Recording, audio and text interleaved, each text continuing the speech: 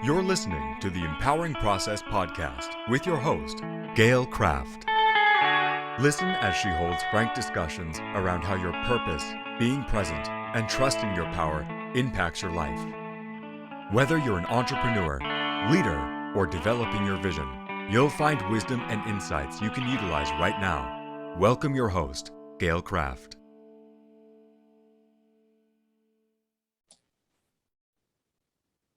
Hello, everybody. Gail Kraft here from the Empowering Process podcast.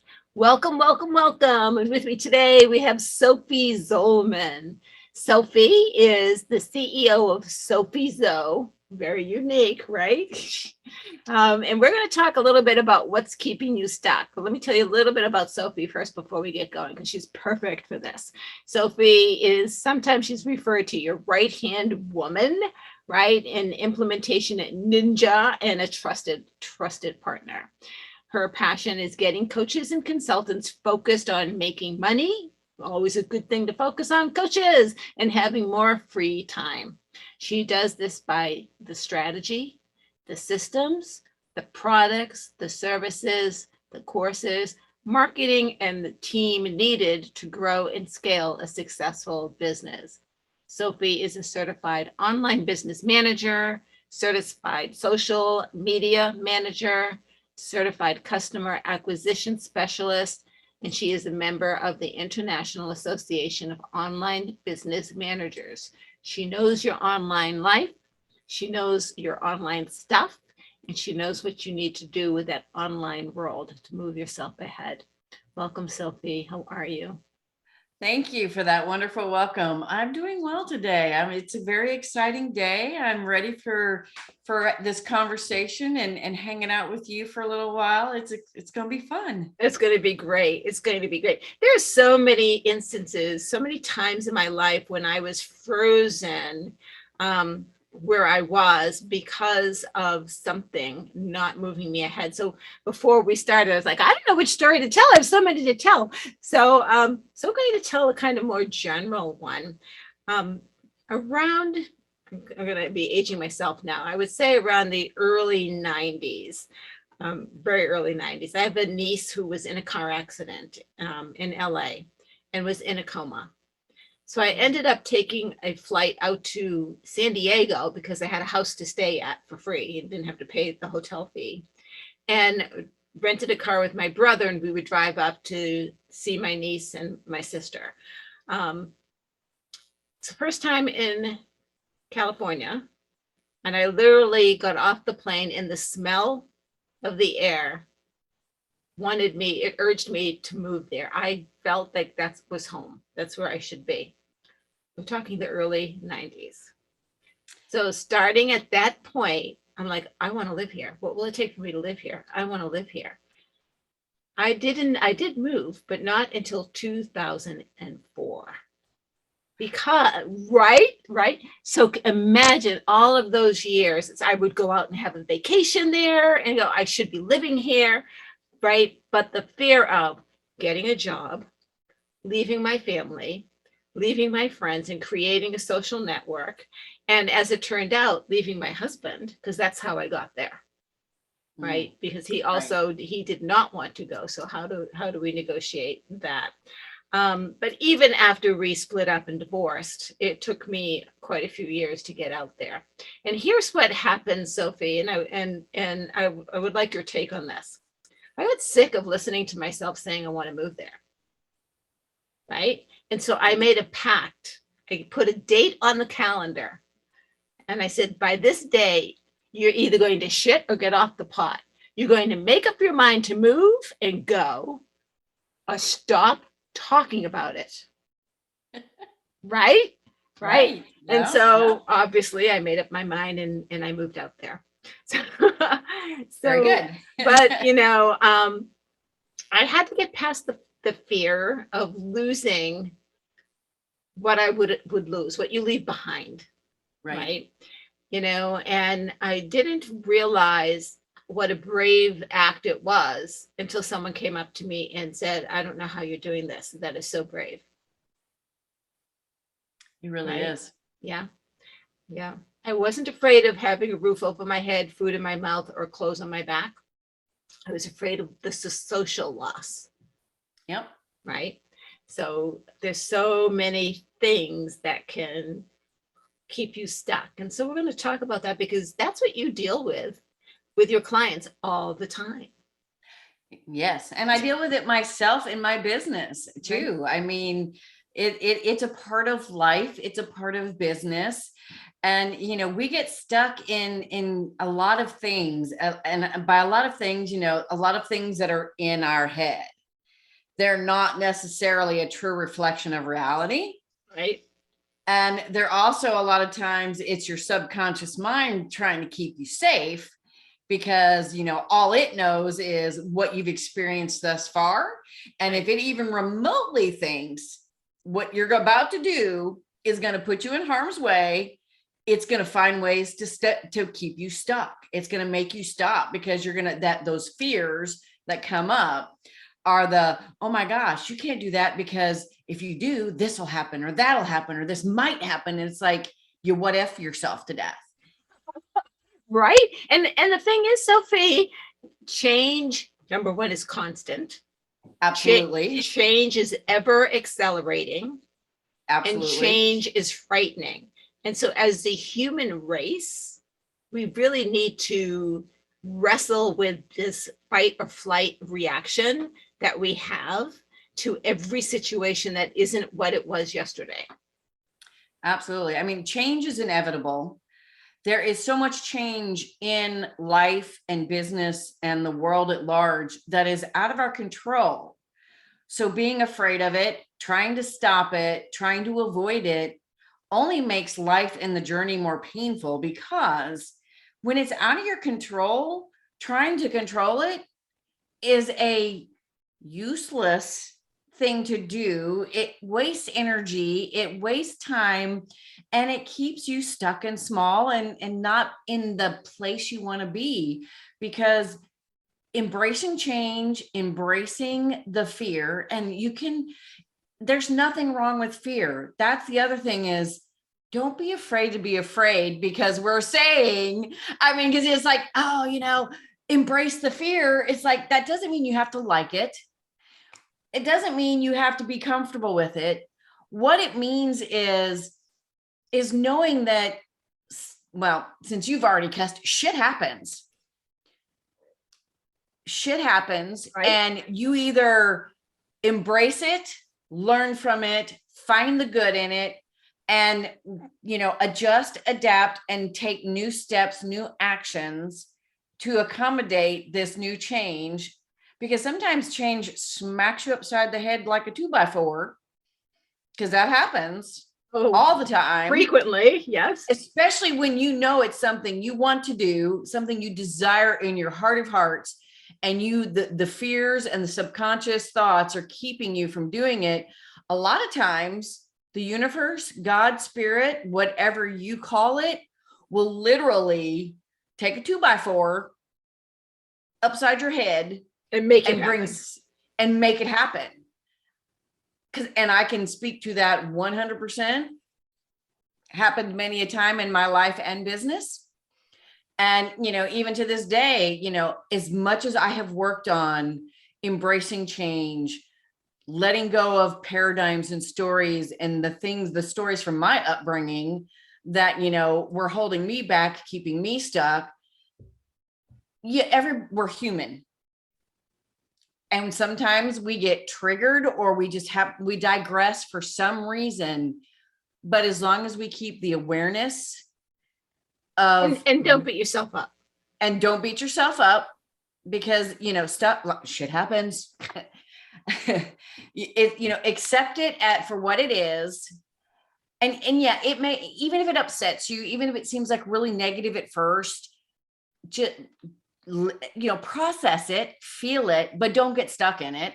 Don't wallow in it, because if you wallow in that, you can't find the good, you can't find the lesson, you can't find that nugget of gold that says, oh, I can have this, but I need to try to do it this way instead of the way I was doing it, or I need to just stop not doing it and do it, kind of a thing. Because that epiphany that if you look for it, in that pile of crap, there is that nugget of gold. So I have two stories for you. One is, I was a very successful manager. I always had, you could give me the worst people in the organization that other managers didn't want to deal with, and they would be successful with me, right? Because I addressed what they needed. But one of the other things that I would do is, watch productivity, and see what's happening. And when I noticed the team getting into not a groove, but a rut, so you're beyond the groove and now it's a rut, I would change it up. We're going to work in teams now, and I'm going to team you up. And we would do that for a while. It's like, okay, now we're going to do specialization, and we're going to have that, right? We're going to specialize. Do that for a while. Okay, now we're going to, right? Now we're going to just, break it up this way. I would say 6 to 8 months. And here's why. What I saw was that when I made a change, everyone got a little uncomfortable. Yes, a little bit bitchy at me, but that's okay, right? That's what, you can hate me, that's okay. But because they were a little bit uncomfortable, they were a little bit more focused on their work. Absolutely. Productivity would go up again. Yep. So it's no big system change. No, it's just keeping them awake, right? So there's a positive, calculated change, right? On the other hand, on the other side of change, I actually have a course that I teach. It's, a one-day training on change, and it's the dark side. And so this fear, I so much get into, because your emotions, anger, sadness, shame, guilt, it's telling you something. Yep. And what you're saying is, don't wallow in it, embrace it. Okay, oh, I know I'm hurting. Recognize that you're hurting. It's okay to hurt. It's not a bad thing, right? And then say, okay, so why is this happening? And is it true, or am I making a story up? That's what I did with the moving to California. Yes, it's true, I will lose all my friends. Will the world come to an end if that happens? Actually make new friends. Woo, what a novel idea, right? Yes. Right? And I, at this point, have a network of friends that are around the country and, in fact, around the world. Yep. Right. Oh, yeah. Right. So what are some of the things that you do when you have a client that you're working with? And maybe you suggest a process or a procedure or an approach, and they're like, I don't know if I can do that. Well, I always, when that happens, it's like, okay, it's new, but everything is new. Every morning is new. When you wake up the next day, it's a new day. Do you freak out? Sometimes. You freak out on a new day. Oh, no. I hope in a good way, because, every new day is a new opportunity. Right. Change is not bad, but, I look at it this way. Everything you've done to this point has gotten you to this point, but you want more, right? Or if you want more and you've tried continually doing this to get more and you're not getting anywhere, that is a clear sign it's time to try something new. So let's try it. And I'm going to be here by your side to virtually hold your hand, to talk you through it, to walk you through it, to show you how it goes. And a lot of it is going to be on me and my team anyway. So you're really not getting involved into something new yourself, into something new you have to do. But it's a new concept, a new strategy, a new automation, a new something that is going to either spark life into your business and give you what you want. Or if it fails, it's okay, because we're going to learn from it. And we're going to debrief, and we're going to figure out why it failed and what we can do differently to try to get it right. Because new things are not going to necessarily be instant gratification. That's the other thing, is in the online business world, especially in the online marketing world, unless you're someone with a infinite budget, you're not going to get instant gratification out of your online marketing strategy. Yeah, I tell folks you're playing the long game. And if your Absolutely. pocketbook can't stomach the long game, get a job. Right. I have many coach friends, and they're trying to get their business up on a shoestring. The problem with that, and I did it on a shoestring, Oh, I did but too. but I did not try to do something that was not clearly not in my wheelhouse. I did not build my website. I'm dyslexic. Can you imagine me trying to code?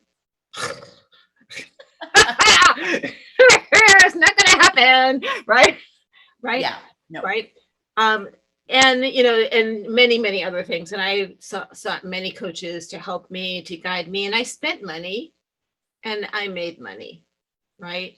And I swear, if you coaches out there, you consultants out there, this is the type of person that you need, because to do it on your own is frightening as heck, right? Because you are stepping into a world you don't know. Right. And even you, Sophie, the world is changing so much. Your job is to stay on top of it. Yes. Right. As an entrepreneur, right, my job is to stay on top of my skill set. Yes. Not on, why should I not be using Facebook? 10 years ago, Facebook was great. Facebook ads now, not so much. Right. Right. Right. Unless you have lots of money, like you said, to throw at it. So you need a different approach.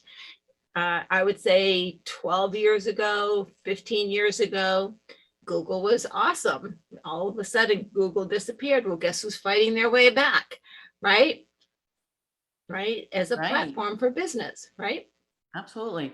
Yes. I mean, and it's just, you've got it. Yes, you do start out on your own, and that's normal. And yes, you will build it alone for a little while. But if you try to continue to build it by yourself for years and years, you're going to stay here. And if you want to get up here, you can't do it alone. You have to have a team. You have to have support, and not just a team of people like me, but you need coaches and mentors and a mastermind group. And I don't necessarily mean a paid mastermind group. I mean, like the one in Napoleon Hill's Think and Grow Rich. Who's at your table? Right. Meet with people in the business world who you not idolize, but not in an unhealthy way. People that are where you want to be. So, and have dinner with them, have drinks with them, meet with them. And, I'd say pick their brain, but only if they're open to it, because, every now, there's so many tire kickers and brain pickers out there that a lot of people are a little bit leery of just letting you pick their brain. But if you do it from a masterminding perspective and say, let's talk about your business, how you did it, and let me talk about where I am and what I'm doing, and have some sort of mutual exchange of information, that kind of a thing. Don't make it look like you're trying to get free coaching, because that's not going to happen. Well, I'll tell you. So I have a very dear friend who fits that category that you're describing perfectly. And I'll tell you, when I met him, we were probably equal. Right. And I'm I want to slow my business down. I want to take a different approach because I want more playtime, right? And so I'm looking at, minimizing. That's this year is minimizing. He's skyrocketing, and I mean skyrocketing. Now, when I met him 2 years ago, he was worth $1.5 million, $2 million. He's now, I talked to him the other day. He goes, I don't even know. He goes, I just hired 15 people, and I'm doing this, right. He goes, I don't do my social media anymore. I have someone doing my social media, and you caught it because they posted something he'd already posted. I'm like, I've heard this story. He said, so I told them they need to dig deeper. Thank you. Right. Right? Right. But he's what I say, a little bit of throw up in the back of his throat. He says, Gail, I just hired my sister-in-law out of corporate into my business. And I'm Wow. thinking, I better freaking step up for her to leave. He says, and he's like, can I sustain this? I have got to sustain it now. Right? Right. That little bit of fear, I'm getting shivers. That's where you should be every morning. That's why when I say I wake up in the morning, and sometimes I'm a little bit frightened because I want to have those goosebumps with what am I going to do today? That's a little bit different than what I did yesterday, and maybe a little bit scary. Right. But Right. that's the fear of the unknown in a good way, because you're freaking out and you're fearful, but you're excited at the same time, Yes. because you're like, it's like, ooh, it's not, oh my God, what am I doing today? It's, what do I get to do today? What exciting new thing do I get to do today? How am I going to advance my business, my life, my whatever today? Because I know that every day is a new chance to do something more, something new, something different. And in your case, you can look at it from that, I'm ready to minimize too. It's like, okay, what step am I going to take today that's Right. going to get something off my plate or retire it, so to speak, to take me to that level, that lower level of activity, but still maintain whatever revenue I want to maintain, all of those things. It goes either way. Right. But you've got to be excited about the fear of the unknown in that respect, because it's all unknown. It's all unknown. It's all unknown. And if you live in the future what ifs, you're stuck. If you live in the past, whether they be mistakes or successes, you stay stuck. You've got to be in the present moment, excited for the future, excited for what's to come, and open to receive the opportunities that will come your way if you allow them. I love the fact that you brought up successes, because people who are successful don't recognize when they're stuck, because they hit a ceiling and they kind of maintain. Yep. Right. And I get those clients that come to me because they lost their mojo. They lost their mojo because what they do doesn't excite them anymore. Right. They're not looking, they've got it into a routine, and they're not growing, and they're not nurturing, they're not developing, they're not doing all of the things that is juicy and delicious. Right. Right. And so then the question is, do you want to keep your business, or do you want to do something different? What is it that you're missing? And so we first have to figure that out, right? So yes, just because someone is successful or looks successful by our criteria doesn't mean that they're not also stuck. Exactly. So, do you have clients like that? Tell us about, that kind of experience. Those kind of clients are the ideal clients for us, because they've hit that ceiling. Usually it's about 500K or so, and they are staring that $1 million plus in the future, going, how the hell am I going to get there? I'm doing the things, and I'm still here. And it's because you need the next level of everything: support, services, tools, products, time. You need the next level, and you by yourself doing the same thing over and over and over and over again keeps you stuck. When you're ready for that next level and you want those 7 figures and beyond, you have to understand that is a whole nother level of what you have to do.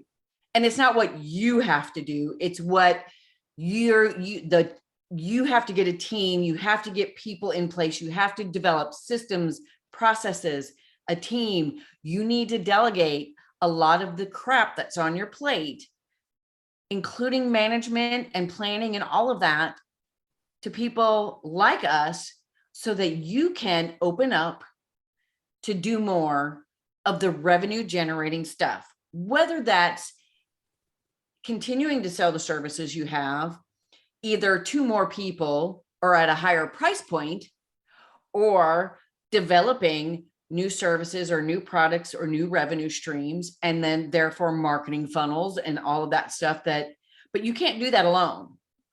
Can't do You that need and maintain people. the same thing.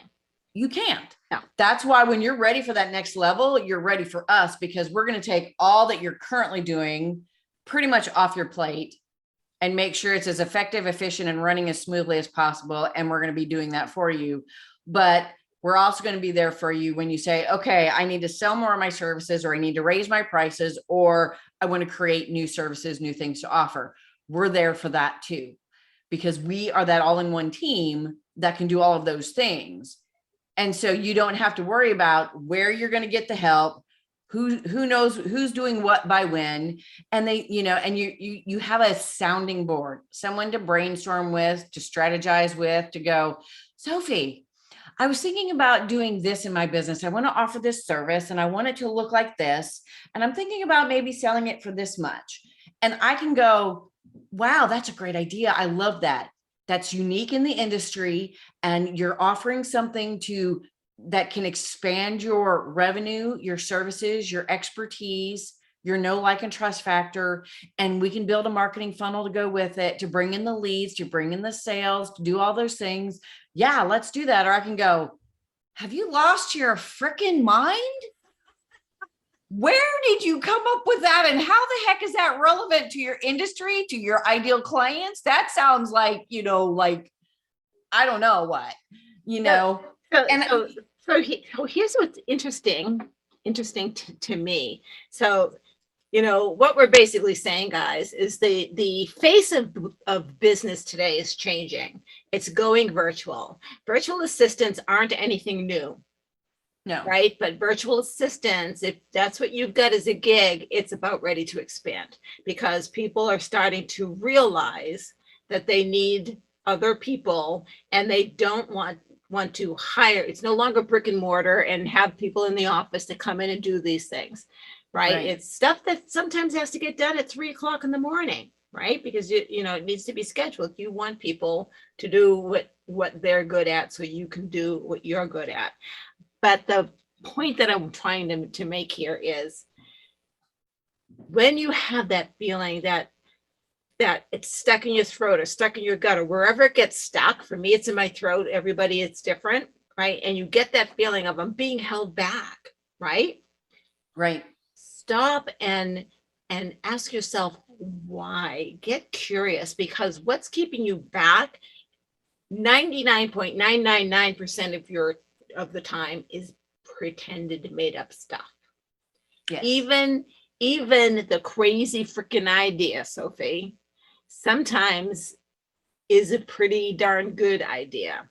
Now, it can be, yes, definitely. Right. But just maybe not today, maybe tomorrow, maybe it's not the right season or whatever. Right. I have my clients sometimes make a parking lot, put in the parking lot. Right. No, you need to focus here. Put it in the parking lot. Right. We don't want to forget it, but put it, someplace, because you honor the thought or the idea.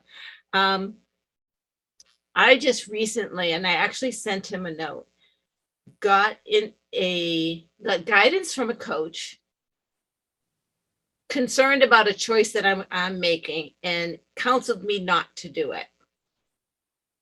And I sat with it for a while, and his reasoning. So I want to take my website down. Right. Right. It's a pretty good website. If you Google my name, I'm the first one that comes up. All the others come after me, even Dr. Gail Craft. Right.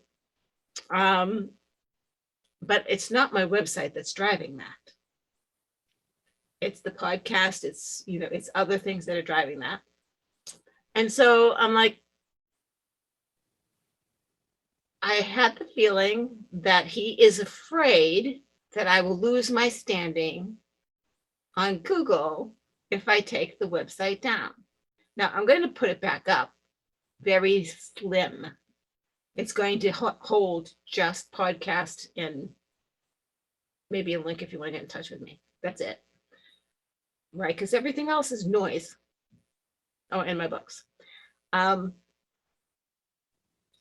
sometimes what is important to him is no longer important to me. What did I say the season I'm in? I'm in the season of minimizing. I've told him for 6 months I'm minimizing, Right. right? Part of minimizing is looking at the things that I have in place that are working, sure, but do I still want to continue maintaining that? No. No, and so I did let him know that I felt his advice came from a place of fear and not from construction. And so sometimes, guys, because I got a lot of fearful advice growing up. Oh yeah. My family, my siblings, even to this day, my siblings, and I'll tell you a story about that. Fear. And it's like, that's your fear. And that's another thing, guys. When you recognize that that's not you, don't take it in. Right. Oh yeah. Yeah. Don't let other people's fears, other people's stories, other people's nightmares become yours. Right. Do not step into their stories. Do not, I mean, you can acknowledge that they have this story, they have this thing, and you can say, that's cool. You, that's not me. Right. And put that little barrier up, because the minute you get sucked into that story and that fear and that, you start adopting it, and then you start getting stuck because you're like, oh my God, so-and-so said this will happen and it's happening. Well, that's because you took it in and you allowed it to be fearful for you. You allowed it to cloud your judgment and your thoughts processes. You allowed that subconscious to go, oh my God, he's going to die. We can't do that. I mean, and he's not. And he's not. He's probably not going to die. If you do what you were planning on doing before that person put fear in you, put their fears in you, you're not going to die. Yep. So I'll give you a solid example of my sister. So I've been presenting 2022 now, so 10 years. And I've been on stage way longer than that, because I used to manage trainers and I'd be on stage nationally training. And when I became an entrepreneur, I hired a coach and was told, Gail, you need to wear heels, skirt or slacks, jacket, on stage. Okay. So I got my stage clothing, and it was so corporate, and that corporate world I left behind. Right. So I was telling my sister, I said, when I go on stage now, I wear jeans, a t-shirt, and flip-flops, because that's who the hell I am. Right. Exactly. And my sister went, oh, that's terrible. You're not going to get any clients by that. Oh, by the way, I have about a 75% close rate if I'm in front of people. Right. And I looked at her and I said, no, the people who show up for someone in jeans, flip-flops, and a t-shirt are my clients. Absolutely. They're the people that relate to who I am. The person in the suit, they can be down the hall and get the suitors. They can have them. Right. They're not my clients. We don't relate. Exactly. Right. And so be yourself. Oh yes. Be yourself, be authentic. And I can speak to that 100%. For years, I was stuck in my old brand, my old messaging, everything. Even when I redid my entire business in 2019, I stayed with my old brand, my old tagline. I did update the messaging to fit the new business model, but the brand did not match the messaging, did not match who I am now. Because you were afraid to get rid of the brand, which was your identity in business. It was. And it was the business identity, the straight lace. I'm a businesswoman. I'm professional. I'm not the 80s pop Stevie Nicks witchy woman that I really am, who loves Harry Potter, who loves the woo-woo, who loves all this fun stuff, this outgoing, I am that, who I am. I was that stuck business person. And when I opened up to a new brand, a new tagline, completely new messaging, colors, and the whole 9 yards, everything is blown up in a good way, because, and you know what? if someone doesn't like that I'm a Stevie Nicks pop witchy woman who loves Harry Potter, then they're not my people and they're not my client, and I don't want to work with them. Right. Right. Because it's not going to work anyway, because we're both going to be, we're not going to gel. We're not going to collectively work. We're not going to make that connection that it takes to work with someone like me and someone like them, especially in the virtual world. You've got to be able to make a connection based on who you are as a person, as well as who you are as a business person, the skills, all my knowledge, wisdom, skills, all those things, they matter. Right. They don't have to be presented in that straight-laced, I'm a business professional person. You can't know that I'm a Harry Potter fan. You can't know that I'm a witchy woo-woo pop, 80s pop girl. So by the time this airs, the event will already be over, but I have an event coming up. And I have now, after filtering out some people, about 12 presenters, right? And if you look at, if they sent me, how do you want me, your name, you describe your business, blah, blah, blah. I'm not touching it. And everyone but one person just has their name. This person has every friggin' certification she's ever gotten in the world.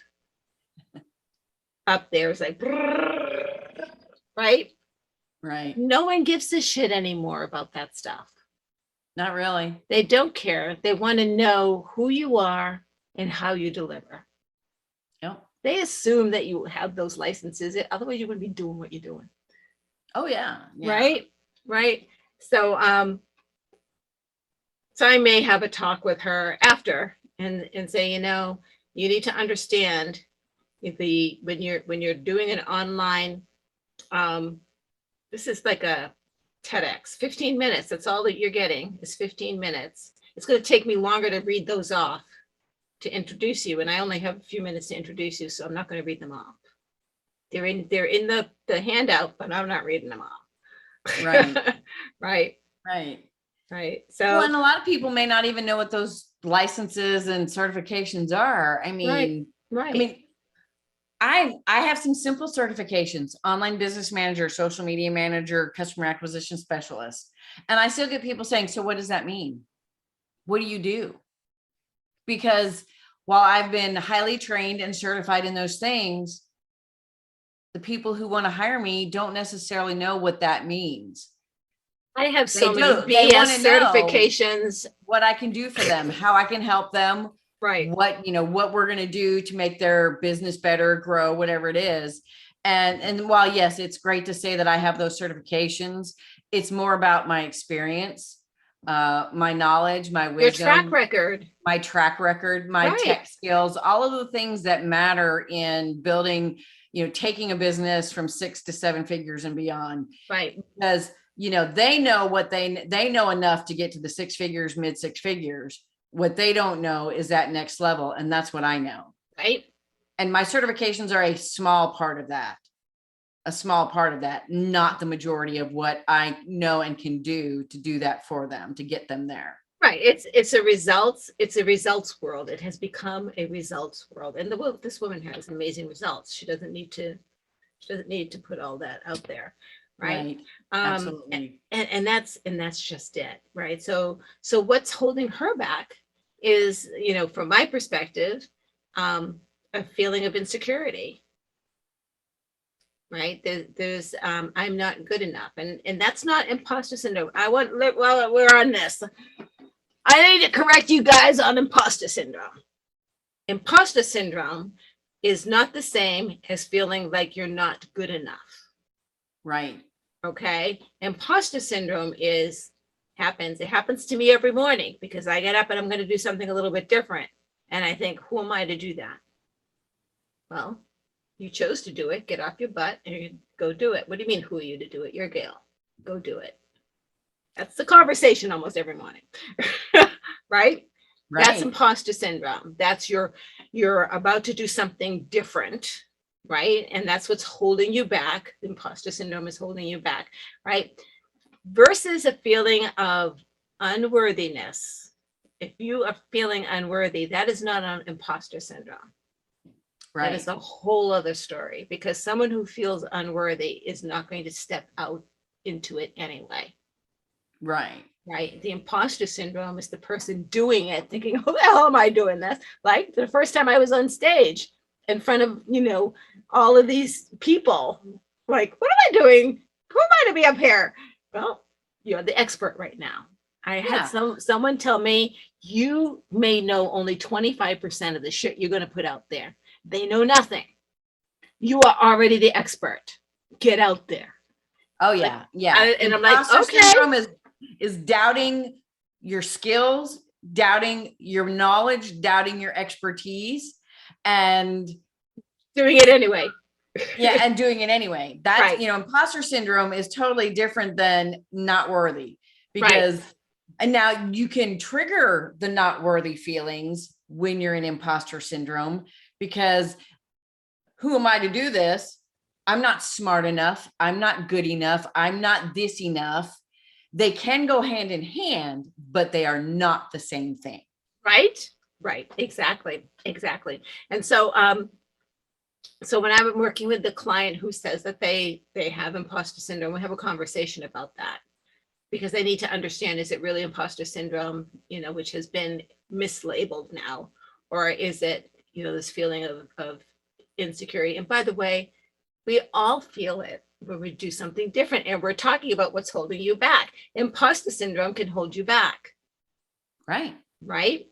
Right. And if you're feeling like an imposter, congratulations, you're doing something new. Go do it. Exactly. Right. Buck up and do it. Buck up and do it. Buck up and do it. Well, I'm not much for bucking up. I'm all about understanding. I mean, I'll buck up, but one of the things I used to say a lot: put your big girl panties on, Gail, and get it done. Right. Yep. And that's that buck up and get your big girl pants on. Let's go. Come on. Yeah. Yeah. Right. And Yep. And the fear is irrelevant to the potential at the end of doing whatever you're doing. That's why I moved to California. And I'll tell you, it was the best and worst experience. Because of the worst experience, it was the best experience. I wouldn't be a coach today if it wasn't for the crap that happened when I was out there. Yeah. But I also started dancing and competed in dance, which I would not have done here. I would have danced, but I wouldn't have competed in dancing. Right. But out there, they're like, hey, yeah, we're holding a dance event next week. You want to compete? And I'm like, no, give me a year. Right. Because, it's a lead and follow. And I wasn't following. I was doing patterns. I wasn't following. And I had to learn to let go and trust. Right. Yeah. And that's another thing when we talk about what's holding you back. Trust is a big thing. Trust that you will be okay at the end. Right. Trust that you have the capability to make decisions that are good for you. Right. Trust that your team has your back. Absolutely. Right. Now, I would say trust and verify. Right. From a business perspective. But the trust is going to be strong. And if there's any doubt, if you are pretending to trust, that means you doubt yourself. If you are doubting someone else, then take a look at what you're doubting about yourself. Right? Absolutely. Yeah. Right. The things you feel or see in others, you need to do a check. You need to check yourself. Because if you see, and especially if it's something you don't like about them, look in the mirror, honey, because 9 times out of 10, it's something you don't like about yourself. So you have to fess up to fix it in yourself before you go to fix it in others, or tell someone they need to fix it, because usually what you see in someone that is scary, unlikable, whatever, is usually a reflection of something in yourself that you don't want to see in yourself, but is there. And so it's like, okay, start with you first, then have the conversation with them, says, you're doing this and it's kind of this, or it's kind of that, you might want to try this or try that. Cause I get where you're at. Cause when I saw that in you, I saw it in myself and I went, oh, girl got to fix it herself before she can say to you about it. Right. Right. And then, I mean, for me, at least, one of the other things that I try to work with my clients on is, getting rid of attachments, getting rid of, assumptions, expectations, right? And getting rid of that blame. Oh yeah. No blame, right? No shame, no guilt. Right. Nope. Right. Not allowed. Because, so this gentleman I was telling you about, he actually did a post about it when we hung up. It was really funny. We do have, even though he's, quite wealthy, we share information. He values my opinion and I value his perspective. Right. And I told him about, I now listen to the stories I tell. And if I recognize that I've been telling this story over and over again in my head, I change it. And he's like, well, give me an example. I said, okay, here's an example. I used to think the dishes are left in the sink and my daughter hasn't done the dishes, right? Now she does dishes if I cook, I do dishes if she cooks, right? Did the dishes get done? She does do them. I said, now, because that'll play in my head. Now what plays in my head is, well, Gail, if the dishes are so important to you to be clean, then get off your butt and go clean them. Completely different story. And then I go, and by the way, your daughter is an amazing mother. She's a beautiful woman. She's got a big heart. And I go through all of the positive things that, that so outweigh delaying getting the dishes done. Right. And and she doesn't delay, maybe once in a blue moon. Right. Yeah. Who doesn't come home from work and just wants to put their feet up? Absolutely. Well, and there's just times where it's like, the dishes can wait. Right. And, and she might have a good reason, she might not, but it doesn't matter. As long as she doesn't develop a pattern of never doing dishes. Right. Who cares? Right. So it's a story. There's no reality to it whatsoever. Absolutely no reality to that. Yeah. For you to go from, she hasn't done the dishes yet. Oh my gosh. Is she never going to do dishes again? How do you wait a minute? We went but from that's what happens with the stories that we make up. But that's the story in your head. It's like, oh my God, she's forgot to do them, or she's delayed in doing them. Yep. She's got. You always do this.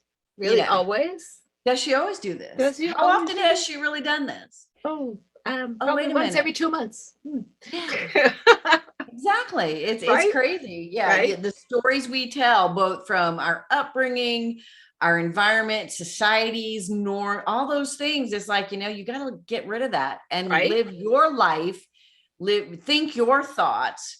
And when you are triggered, when you are, you do digress into some story of the past that scares you, holds you back, tries to stop you. She's like, put on the brakes, stop, take a breath and think, where is this coming from? Why am I thinking this?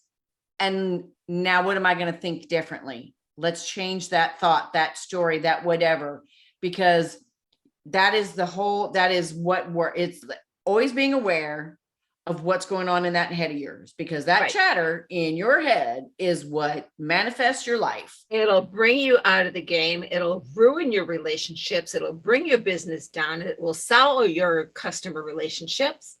Absolutely. Right? Because it is relentless. Absolutely, it is. And not only that, the whole blame, shame, guilt game is all in your head too, because, nobody wants to really embrace the fact that I am 100% responsible for my results in my life. I am the first cause of everything that happens in my life. Doesn't matter what my husband did, what my brother did, what my dog did. Ultimately, I made that first decision, action, thought, whatever it is, that was the cause of the results I'm seeing in my life. And I would need to, you've got to recognize that you can change that, because if you're thinking wrong, not wrong. It's not necessarily right or wrong. If you're thinking in a way that is giving you these results, then you need to change your thinking or change your process or change whatever it is that is giving you these results. It came from you. Look at it, figure out why it's doing that, and change it. And then you put a new cause into play and you see new effects, new results. And it's just, like you said, sometimes it's the long game. Sometimes it's not. That's the thing. A small shift. We're not talking major changes in your life, folks. We're talking small shifts. Just being aware. What's the language choice that you use? If you're using disempowering language, like I should, like I must, like I'm not, right? If you're using disempowering language, then you are holding yourself back. So what's keeping you stuck? Your language is keeping you stuck. Your self-talk is keeping you stuck. Your old belief system is keeping you stuck. Your patterns that are now a rut are keeping you stuck. Absolutely. Change one thing. Yeah. And in fact, change one thing at a time, because if you change 5 things, you're not going to know which one worked, which one gave you the result you wanted. You're going to go, oh, I changed these 5 things and it worked. And then all of a sudden you hit that plateau again, that ceiling, because you made 5 changes and you don't know which one did it. Right. Change one thing at a time. Because the other thing is when you change 5 things, that can be overwhelming and scarier than it needs. I mean, you can make it harder on yourself than it needs to be. And and some people are stuck in that rut. It's like, it has to be hard. Or we always did it this way. This is the way it's done. No. Yeah. I mean, don't make it hard, and don't think it's hard, because if you think it's hard, it's going to be hard. Just do what I did when I was managing people. People are starting to get in a groove or get in a rut. Time to change the process. Damn. My staff could never say this is how we always did it because I would come in and change it up, shaking it up. I consciously created chaos because that created change.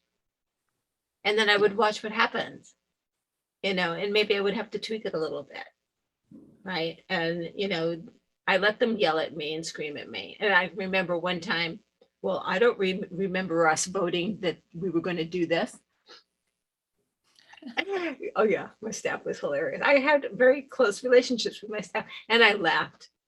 And I said, I am so sorry. There's something I must have said that gave you the wrong impression. This is not a democracy. Just understand. Exactly. It's like, vote? Right. No, did you get the because idea if you get to something goes vote on wrong, it's my butt on the line, not yours. Right. Exactly. So I make the choices. Yep. Right. I'll listen to your input. Absolutely. And that's just that I always would listen and respect, but I've never asked for a vote on things. Oh, what? Yeah. We've never voted on these things. No. I always decide. That's my job. Right. Y'all's. Yeah. Pretty But much. thank you for your input. Absolutely. So, Sophie, if people wanted a virtual assistant who could take them to that 6-figure and beyond lifestyle with their business by taking the unnecessary, but to them, but necessary to move ahead activities off their plate, how do they get in touch with you? Well, Gail, they are looking for not just one virtual assistant. They're looking for the whole kit and caboodle. Right. They're ready for the whole team, virtual assistants, managers, the whole 9 yards. When they're ready for that, they can come see me at sophiezo.com. That's my website, SOPHIEZ as in zebra O.com. I'm on all the social platforms except TikTok. I don't do TikTok. And I do also have a podcast where you can learn so much about us and what we do, called Building Your Empire with Sophie Zo, because that's what we're here to do. Awesome. Very good. And I'll have it in the write-up so that people can actually go and take a look at you. And thank you so much for listening to the Empowering Process podcast. If this struck something with you, if something came up and you would like a little more information, comment and we will get back to you and maybe even have another session to kind of address, depending how complex the question is. And if you know somebody who could benefit from this, absolutely share it out. But if you love this like we love you, then subscribe, share, comment, love. Let us know that you're listening because we love you. Take care. Bye-bye. Thank you for listening to the Empowering Process podcast. Be sure to visit Gail at gailcraft.com to learn more about how she serves thought leaders, entrepreneurs, and goal seekers. And remember, if you like this broadcast, be sure to share and subscribe so you don't miss an episode.